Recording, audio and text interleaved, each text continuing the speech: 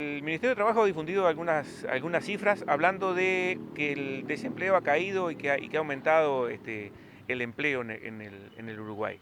¿Cuál es la visión de los trabajadores? ¿Cuál es el panorama que se presenta actualmente? La verdad que no conozco la fuente porque escuché la noticia, pero con todas estas actividades que tengo no reparé bien de cuál fue la fuente que manejó el ministro. Nosotros cada vez que hacemos informes sobre el tema del mercado de trabajo, nos referimos o a informes del INE o a informes del Instituto Cuesta Duarte. Son las dos fuentes que manejamos cada vez que hacemos algún informe o cuando opinamos sobre este tema. No sé cuál es la fuente que maneja el ministro, pero nosotros sobre este tema nos gusta esperar la encuesta continua de hogares que se presenta a principio de año sobre el año anterior para hacer evaluaciones con mucho más rigurosidad técnica y mucho más precisión, porque en ese informe no solamente se habla de empleo y desempleo, sino que se habla de pobreza, de precariedad, se habla, por ejemplo, de las personas que están subdeclaradas, de las personas que pierden el trabajo y no salen a buscar el trabajo y por lo tanto a veces quedan invisibles para las estadísticas. Y además en ese informe hay algo muy importante que nosotros siempre tratamos de informar, ustedes saben bien porque nosotros mandamos esos informes a la prensa. En ese informe lo más importante es que aparece desagregado por departamento y podemos saber cuál es la situación del empleo en el departamento de Soriano. Entonces, por eso preferimos tener ese tipo de informe, porque los informes que se dan en forma mensual son mucho más parciales, digamos, y tienen mucho más margen de error.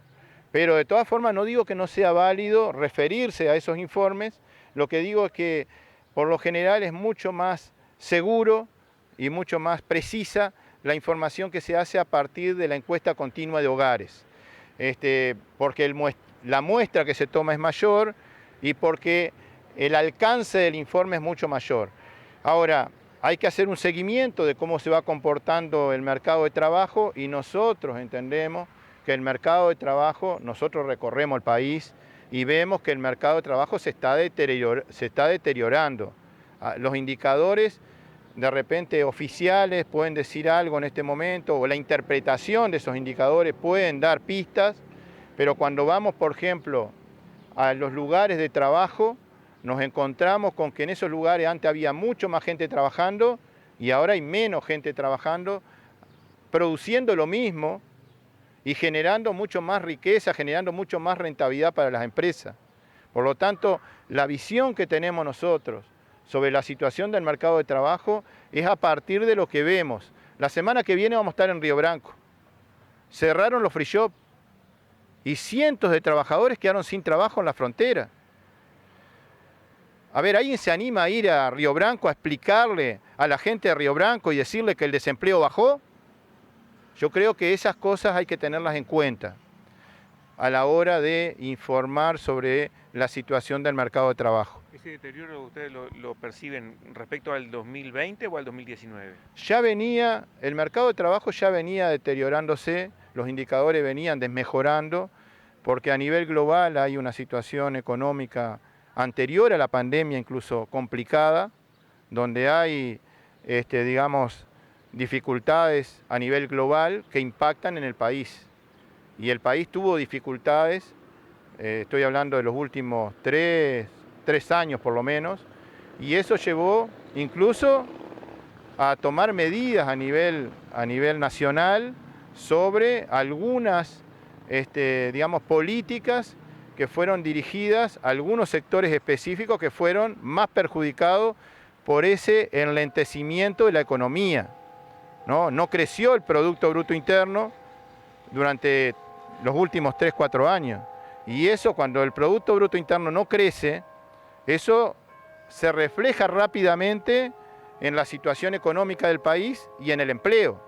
Entonces hubo un deterioro de los indicadores que no viene desde el 13 de marzo en adelante cuando empezó la pandemia, sino que viene ya de antes, ¿no? Entonces, nosotros estamos siguiendo la evolución de esos indicadores, no desde que asumió este gobierno, lo estamos siguiendo desde hace mucho tiempo porque cada vez que venimos a Soriano traemos los indicadores de seguridad social y tratamos de hacer un análisis de cómo está el empleo a nivel nacional y a nivel del departamento, ¿no? En números generales, ¿en qué sector, en qué edades está golpeando más? Porque habitualmente golpeaba en los jóvenes y a los mayores de 50.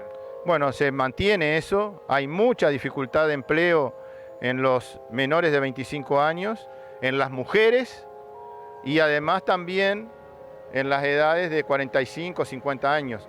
Ahora hay incluso un subsidio que se le otorga a las empresas que contratan personas con discapacidad, en lo posible mujeres y personas mayores de 45 años y menores de 25. Ya hay un subsidio que se otorga a través de la seguridad social. O sea, ese subsidio lo que hace es compensar los aportes patronales de las empresas.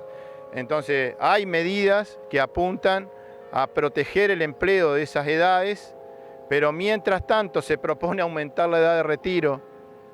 Nosotros nos parece que el aumento de la edad de retiro va a impactar en los jóvenes menores de 25 años y además va a impactar en los mayores que cuando se quedan sin trabajo se les hace muy difícil volver a insertarse en el mercado de trabajo. Entonces el aumento de la edad también hay que verlo cómo va a impactar en el mercado de trabajo. Creo que eso es muy importante porque incluso en los últimos años ha habido leyes que han querido proteger esas edades porque hay dificultades de empleo. Si se amplía la edad, va a haber más dificultades y va a haber más pobreza en los mayores de 60 años. Todo este contexto no amerita de que el gobierno y los sectores sociales se sienten a dialogar, digo, porque en medio de la pandemia también está el tema de la tecnificación de algunos sectores que han relegado mano de obra. ¿Se está discutiendo ese tema? Digo, porque hay sectores que están quedando con menos trabajadores, pero más trabajo. Los trabajadores hemos hecho propuestas y estamos dispuestos al diálogo siempre. O sea que si el gobierno quiere hablar, quiere dialogar con los trabajadores estamos siempre dispuestos y hemos reclamado diálogos por el empleo, lo hemos reclamado y hemos presentado propuestas. Por ejemplo, una propuesta que incluso el presidente de la República dijo que iba a impulsar, que estaba de acuerdo, que tiene que ver con regular o establecer algún tipo de regulación en las compras del Estado, para que esa compra esté orientada a la industria nacional y poder así generar empleo en algunos sectores de actividad. Entonces los trabajadores tenemos propuestas sobre el tema del empleo que se la hemos presentado ya al gobierno y que sin duda estamos dispuestos a seguir conversando si se abren los espacios de diálogo. Un diálogo por el empleo sería fundamental, un diálogo por el empleo para discutir, para proponer, para acordar, pero después para cumplir con esos acuerdos.